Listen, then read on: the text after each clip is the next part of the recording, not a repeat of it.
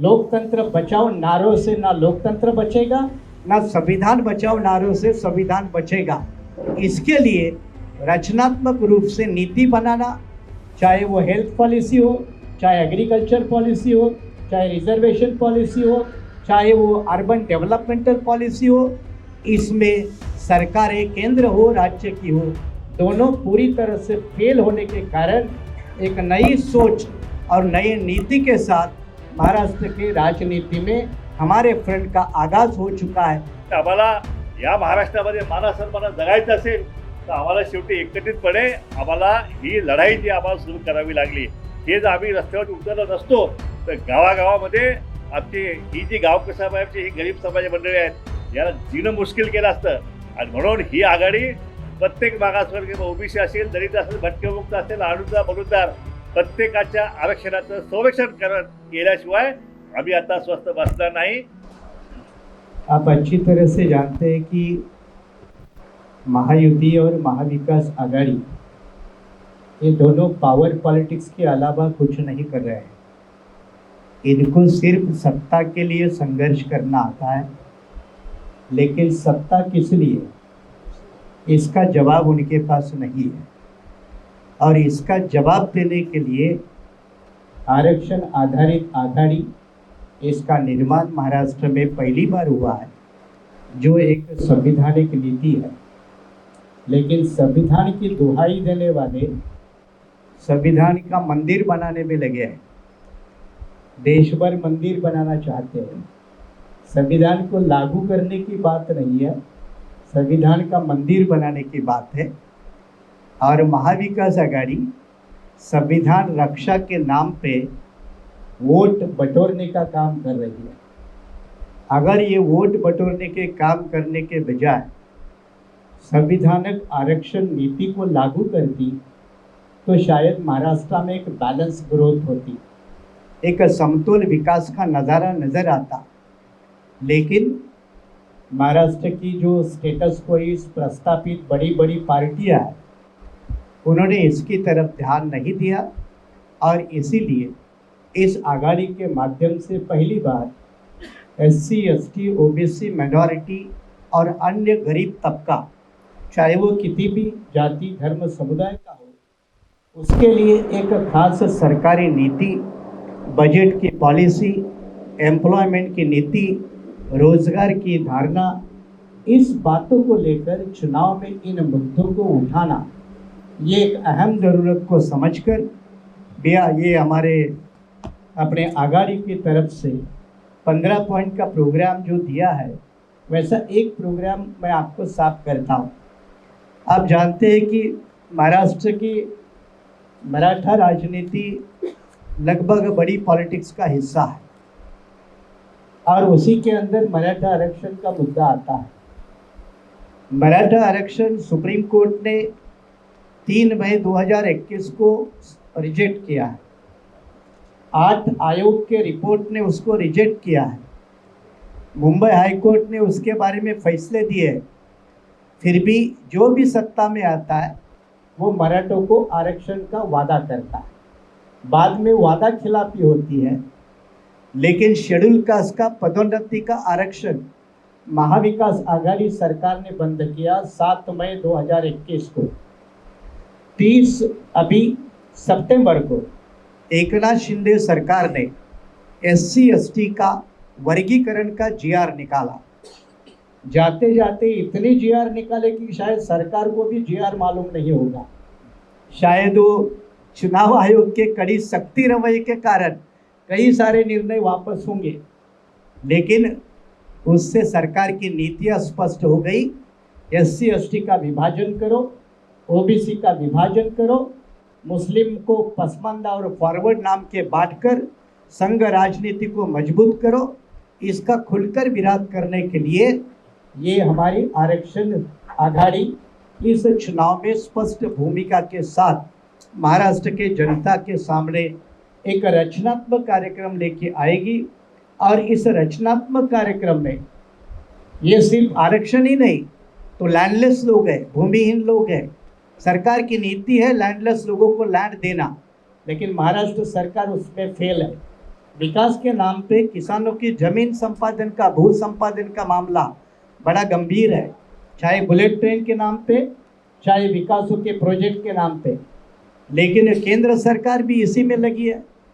लेकिन दुनिया की ये रिपोर्ट कहती है कि जब तक पुनर्वसन का पूरा पैकेज नहीं होता तब तक किसी का विस्थापन नहीं होना चाहिए। लेकिन महाराष्ट्र सरकार, केंद्र सरकार इसी दोनों मामले में भी फेल है। तो इसलिए शेड्यूल कास्ट हो, ट्राइब हो, आदिवासी, बैकवर्ड हो, अभी आप कहेंगे सर आप जाति के नाम पर या समुदाय के नाम के उनका उदाहरण दे के बोल रहे हैं।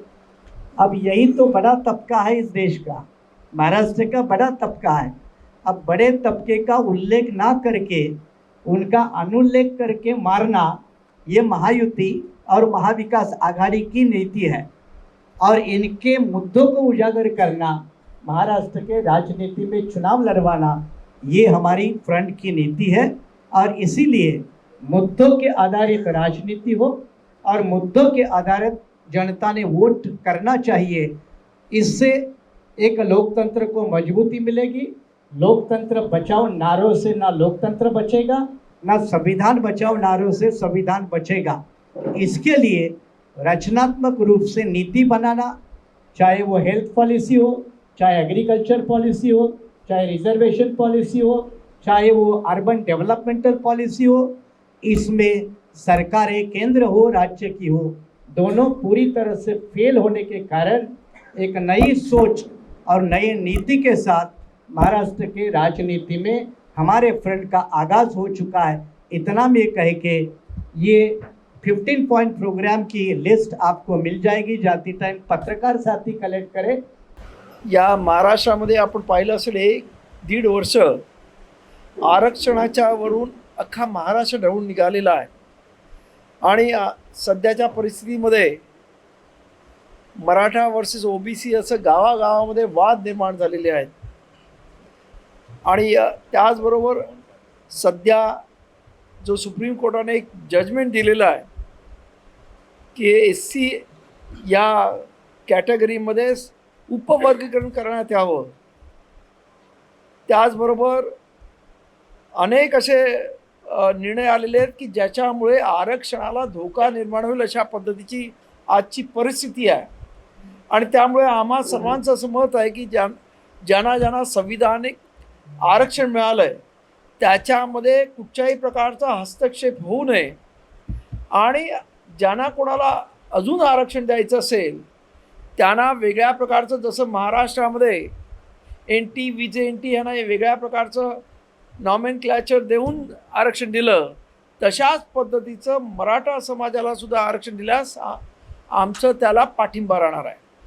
त्यामुळं हे आमचं धोरण आहे।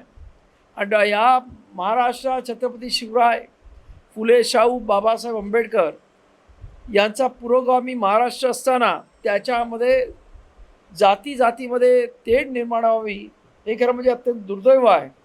आणि त्यामुळं या महाराष्ट्रामधलं जे वातावरण आहे जे अत्यंत गढूळ झालेलं आहे आणि अत्यंत जातीयवादी लोकांनी याचा ताबा घेतलेला आहे, ते कुठेतरी संपवावं।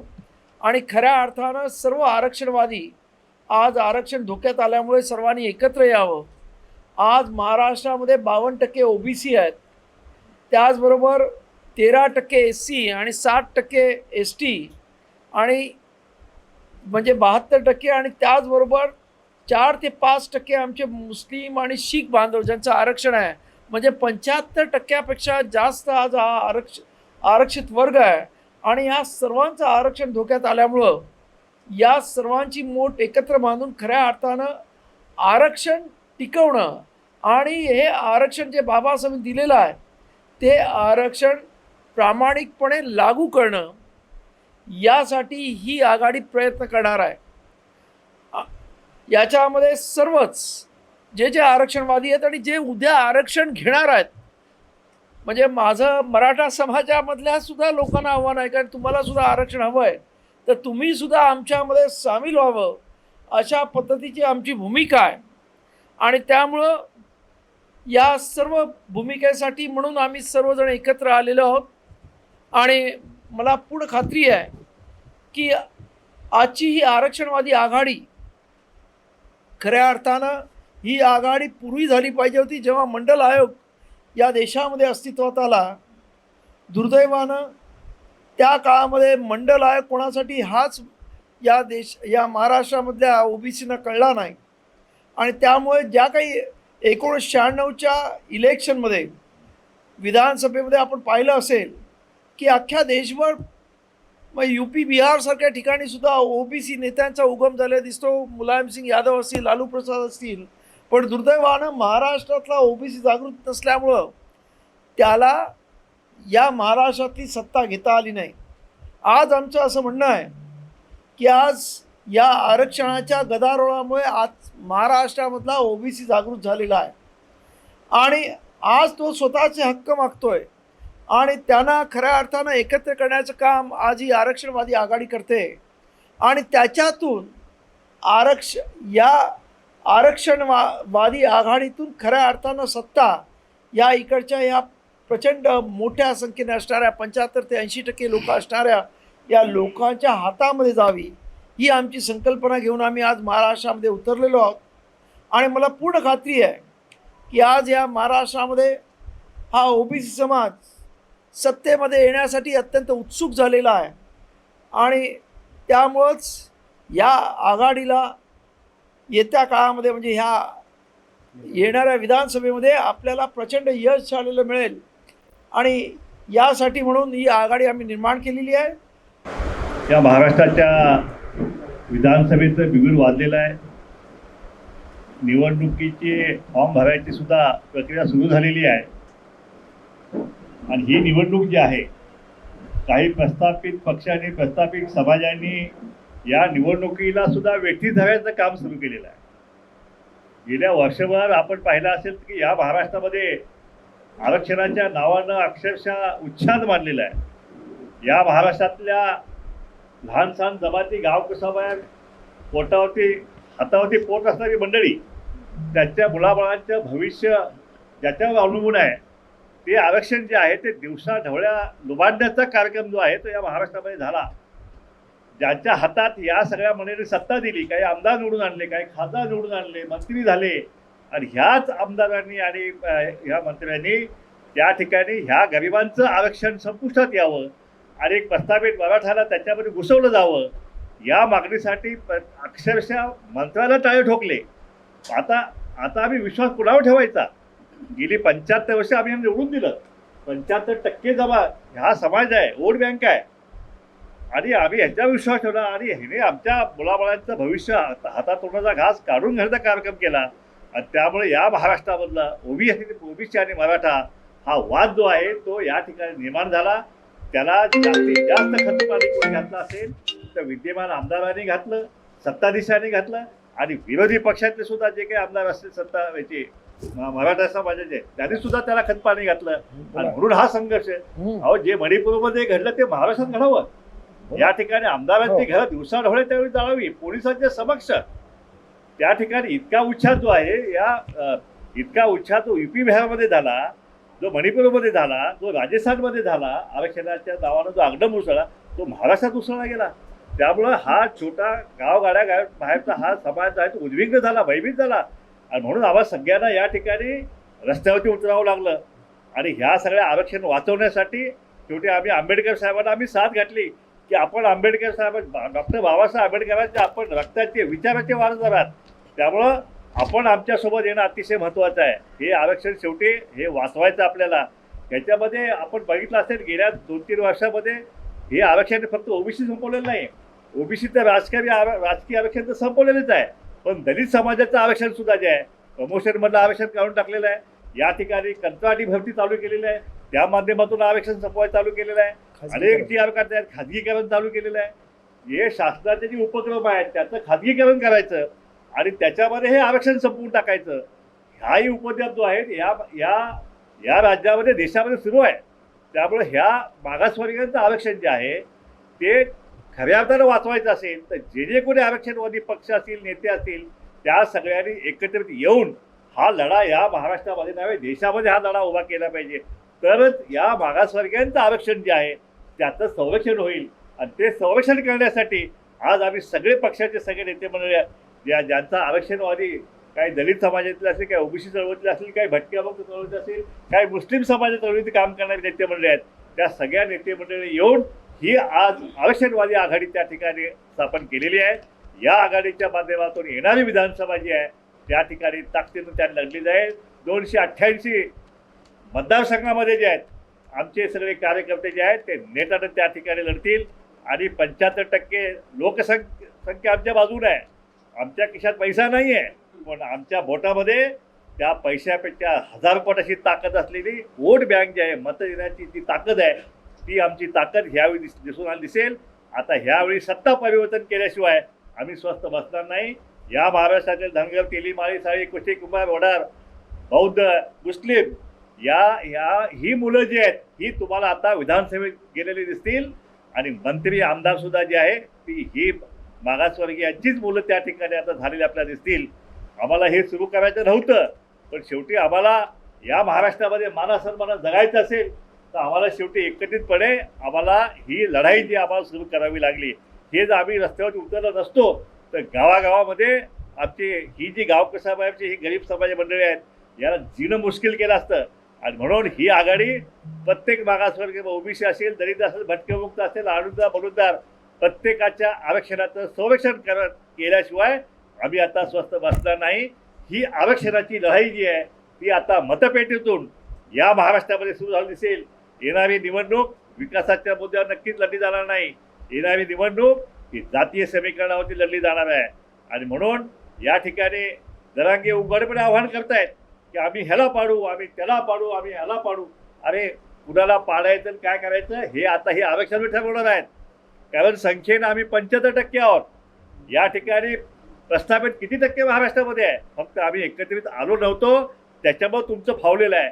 आणि म्हणून या महाराष्ट्राच्या या खजिन्यावरती आमचा अधिकार आहे आणि तो आम्ही कुठल्याही वेळी हिसकावून घेतल्याशिवाय या निवडणुकीमध्ये आम्ही स्वस्थ बसणार नाही.